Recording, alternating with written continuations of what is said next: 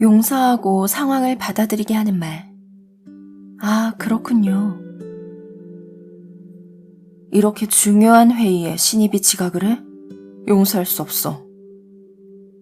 말도 안 되는 지시만 하고 자기 일도 부하에게 떠넘기는 상사는 용납할 수 없어. 싫어하는 사람, 대하기 힘든 사람뿐만 아니라 평소 잘 지내는 상사, 후배, 동료, 거래처 직원, 가족이라 해도 그 사람의 어느 한 부분만은 받아들이기 어려울 때가 종종 있습니다. 사람에게는 좋은 면도 있고 나쁜 면도 있기 마련이므로 어떻게 할 수 있는 일이 아니라는 사실은 잘 알고 있습니다. 그것을 알고는 있지만 받아들이기는 역시 쉽지 않습니다. 타인의 단점을 받아들이고 용서한다는 것은 매우 어려운 일입니다. 내게도 이 과정은 매우 힘들었습니다.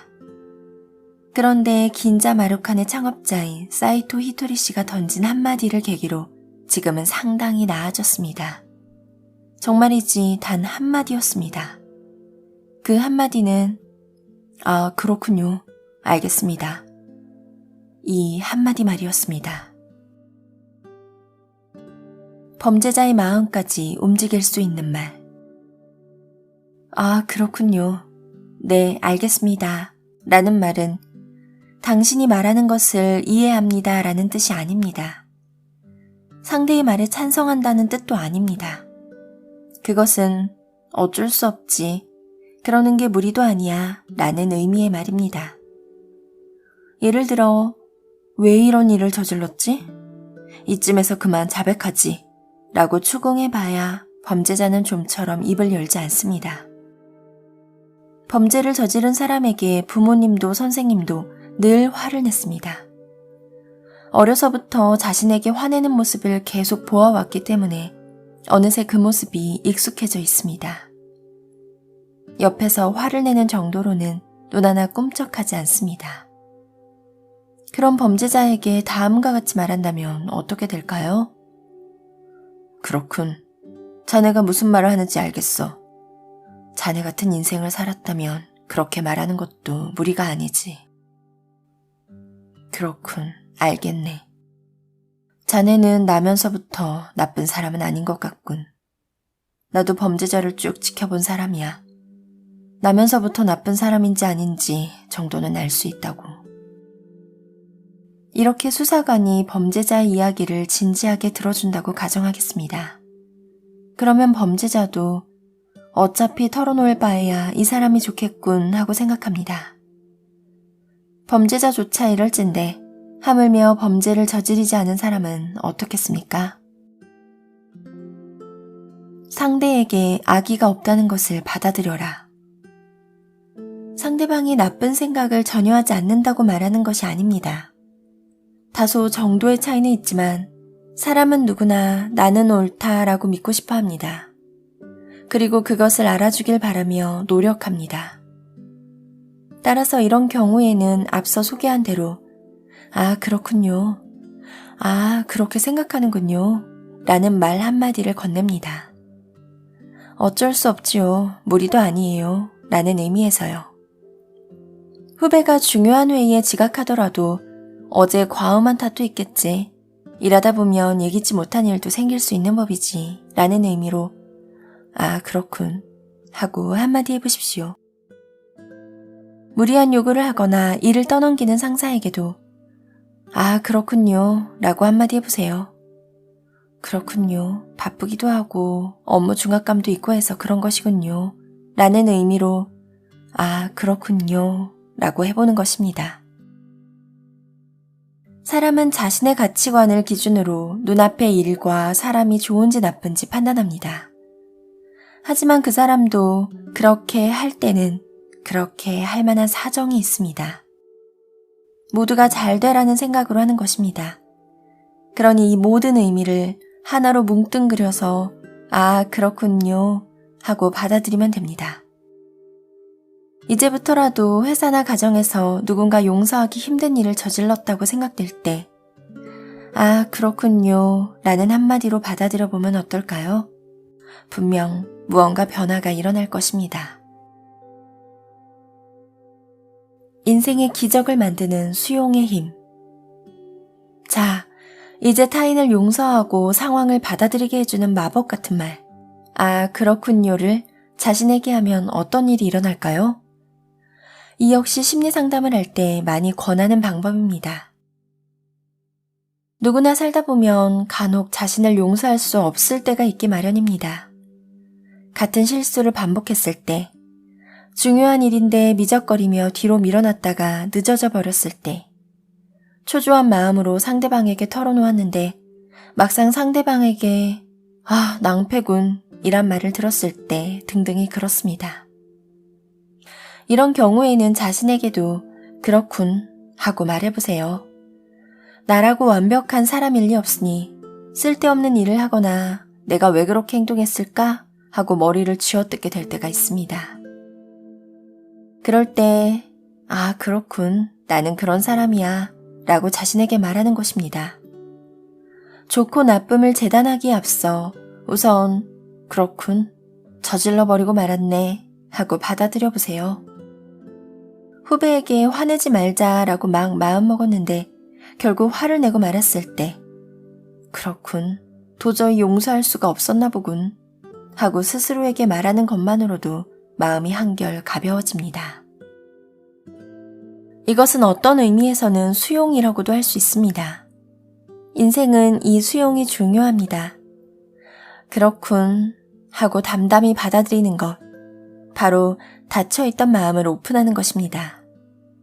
괴로울 때, 힘이 들 때, 끝도 없이 기분이 가라앉을 때, 자신에게 그렇군 이라고 속삭이면서 마음을 활짝 여세요. 자신의 잘못을 감추지 말고 온전히 내보이세요. 그렇군. 타인에게도 자신에게도 이 한마디를 해보세요. 그렇군, 망쳐버렸네. 자, 다음에는 분발하자 하고 말입니다.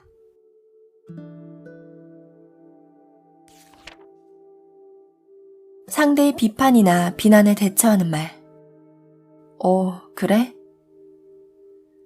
직장에서 일을 하거나 여러 인간관계를 겪다 보면 누군가에게 부정당했다, 바보 취급당했다, 비판받았다 라고 느끼는 경우가 있습니다.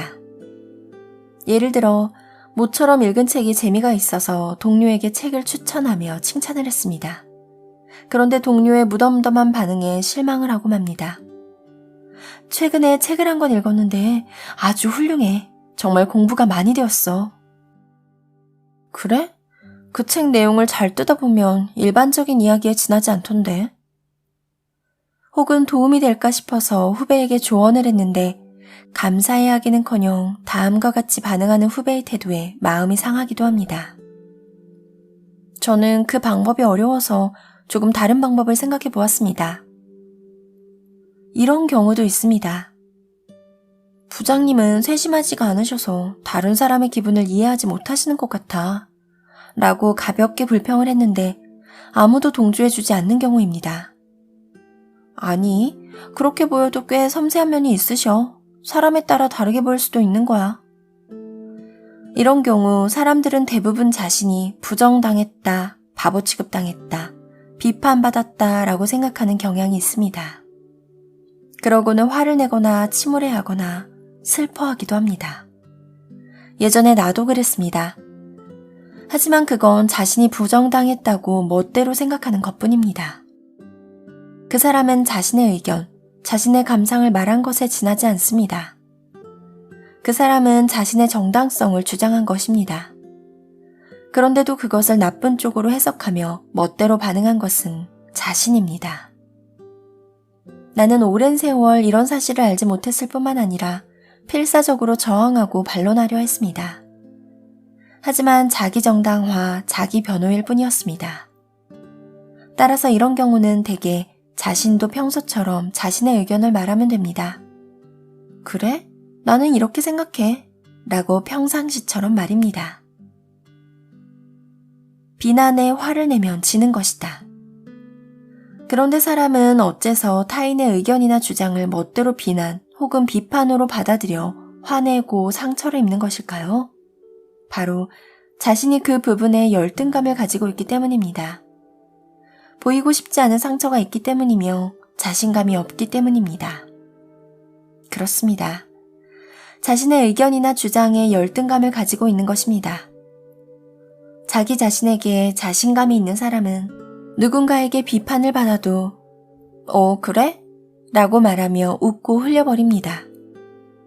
따라서 이제부터는 내가 누군가에게 부정당했다, 바보 취급당했다, 비판받았다 라고 생각될 때는 먼저 그래? 라고 혼잣말을 해보세요. 화를 내기 전에, 상처 입기 전에 그래? 라고 말하는 것입니다.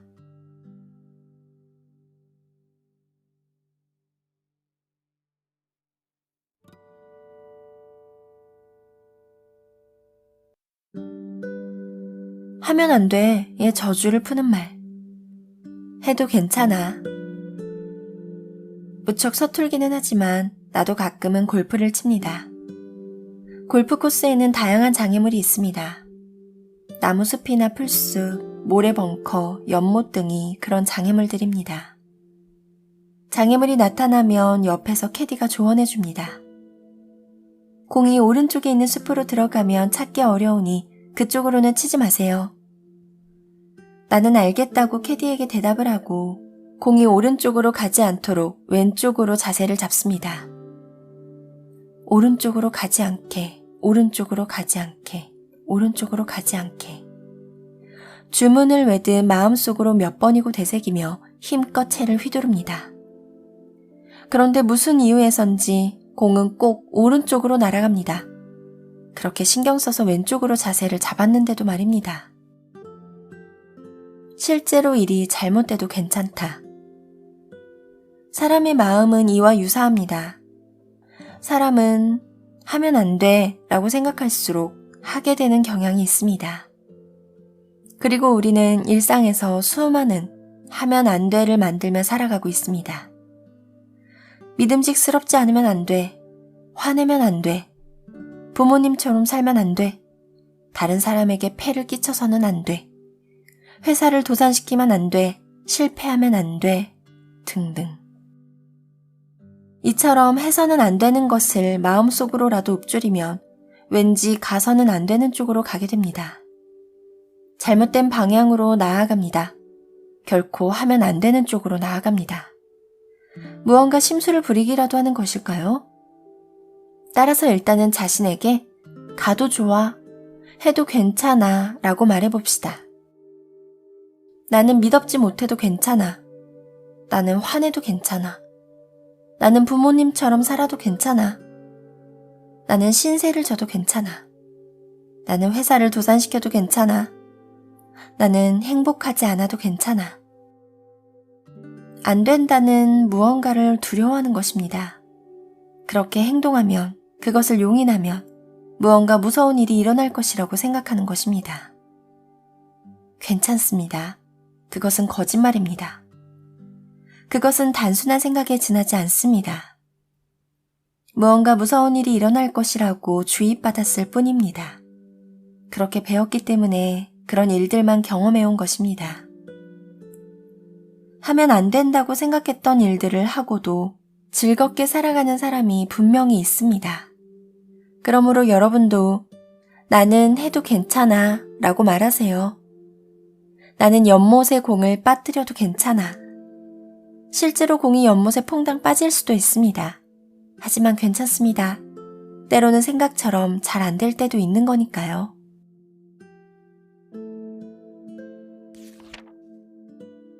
근심을 한 방에 날려버리는 말. 뭐 어때? 누구에게나 마음속에는 도저히 용납할 수 없는 것, 아무리 해도 떨쳐버리기 힘들고 집착하게 되는 것이 있습니다. 그리고 자신의 실패나 환경을 저주하면서 좀처럼 생각대로 되지 않아 비관하거나 피해의식을 갖고는 합니다. 여기에 그런 고민을 한순간에 날려버릴 수 있는 마법의 말이 있습니다. 나는 심리상담을 하면서 이 사람은 이제 괜찮다 라고 생각하게 되는 순간이 있습니다.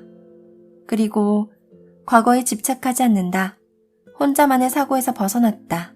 고민이 더 이상 고민이 아니다. 고민이 해결되었다 라고 느끼는 순간에 공통적으로 사용하는 말이 있음을 깨달았습니다. 그 말이 무엇일까요? 바로 이 한마디입니다.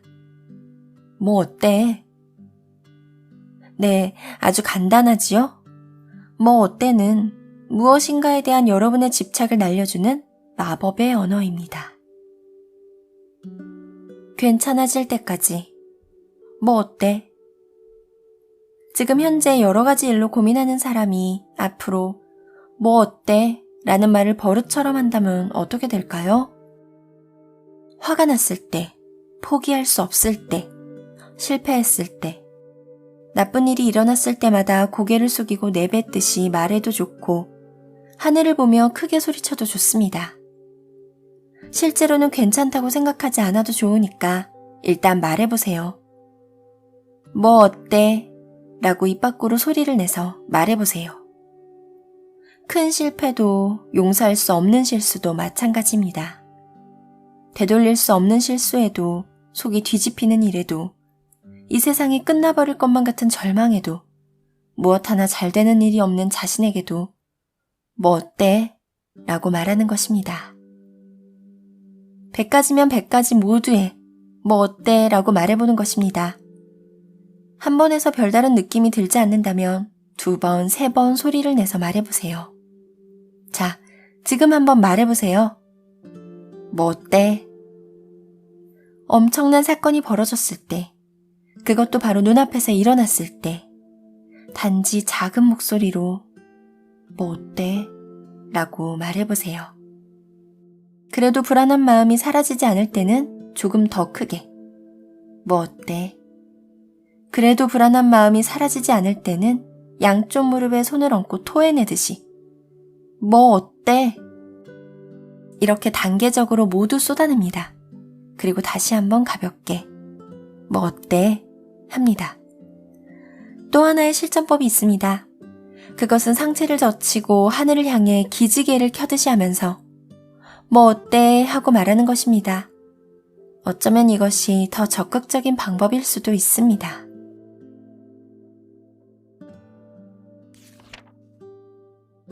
지금 당장 행복을 부르는 말. 나는 행복하다. 우리는 살아가면서 항상 변화를 추구합니다. 성장하고 싶다, 성격을 바꾸고 싶다, 배우고 싶다 같은 생각들을 하는 이유입니다. 그런데 이런 생각들을 행동으로 옮기기 전에 우선 자신에게 다음과 같은 질문을 해보세요. 현재에 불만이 있어서 변화를 원하는 것인가? 지금은 지금대로 좋지만 좀 더 성장하고 싶은 것인가? 이 생각의 차이에 따라 얻을 수 있는 결과가 완전히 달라집니다. 예를 들어 지금 있는 장소, 환경, 직장, 인간관계 등 현실에 불만이 있어 변화를 원하는 사람이 있습니다. 그 사람의 머릿속은 이대로는 안 돼 라는 생각으로 가득 차 있습니다. 다시 말해 현재 상황을 부정하는 것입니다. 작은 생각의 차이가 운명을 바꾼다. 문제는 이처럼 현실을 부정하고 환경을 바꾸거나 다른 일을 시작하더라도 이런 사람은 곧바로 불만을 토로하기 마련이라는 점입니다. 그 이유는 현실을 부정하는 사고방식을 지니고 있기 때문입니다. 이 습관 자체를 버리지 못하면 아무리 훌륭한 직장이나 환경이 주어져도 이내 흠을 잡기 시작합니다. 반대로 같은 직장, 같은 환경에서도 기분 좋게 살아가는 사람이 있습니다. 현실을 긍정하는 사고방식을 지니고 있는 사람입니다. 어떤 상황, 어떤 조건에서도 현실을 긍정한다면 현재 놓인 환경에서도 행복을 느끼고 다른 환경에서도 계속 행복을 느낄 수 있습니다.